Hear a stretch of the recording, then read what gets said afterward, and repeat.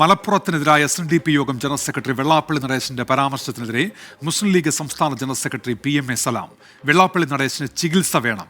വെള്ളാപ്പള്ളി നടേശൻ പറഞ്ഞത് അരിഭക്ഷണം കഴിക്കുന്ന ആർക്കും അംഗീകരിക്കാൻ കഴിയാത്തതാണെന്നും PMA സലാം പറഞ്ഞു. സമീർ സി മുഹമ്മദ് ചേരുന്നുണ്ട് ഇപ്പോൾ കോഴിക്കോട് നിന്ന്. സമീർ, വെള്ളാപ്പള്ളിയുടെ കഴിഞ്ഞ ദിവസത്തെ പ്രസംഗമാണല്ലോ വിവാദമായത്. എന്താണ് ലീഗ് അതിന് നൽകുന്ന മറുപടി? സമീർ.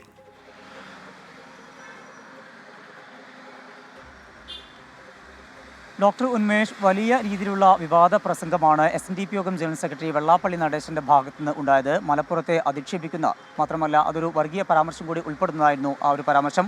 ഒരു മതവിഭാഗം, ഒരു ന്യൂനപക്ഷത്തിൽപ്പെടുന്ന മതവിഭാഗം കൂടുതലുള്ള ജില്ല കൂടി ആയ ഒരു പശ്ചാത്തലത്തിൽ അത്തരം പരാമർശങ്ങൾക്ക് വലിയ അർത്ഥമുണ്ട്. അതുകൊണ്ട് തന്നെ ആ മാനങ്ങൾക്കനുസരിച്ച് വലിയ രീതിയിലുള്ള പ്രതികരണങ്ങൾ വന്നുകൊണ്ടിരിക്കുന്നു.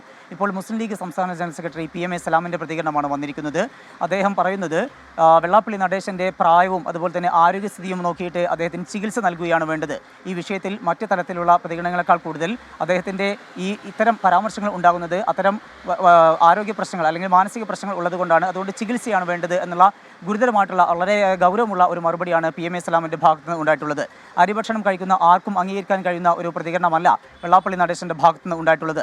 മലപ്പുറത്ത് ഒരു മാസം താമസിച്ചുകൊണ്ട് തനിക്കുണ്ടായിട്ടുള്ള അനുഭവങ്ങൾ പങ്കുവെക്കാൻ വെള്ളാപ്പള്ളി നടേശനെ മലപ്പുറത്തേക്ക് ക്ഷണിക്കുന്നു. അത്തരമൊരു വെല്ലുവിളി ഏറ്റെടുക്കാൻ വെള്ളാപ്പള്ളി നടേശൻ തയ്യാറുണ്ടോ എന്ന കാര്യം കൂടി അദ്ദേഹം പറയുന്നു. അത്തരമൊരു വെല്ലുവിളി കൂടി PMA സലാമിൻ്റെ ഭാഗത്ത് നിന്ന് ഉണ്ടാകുന്നുണ്ട്.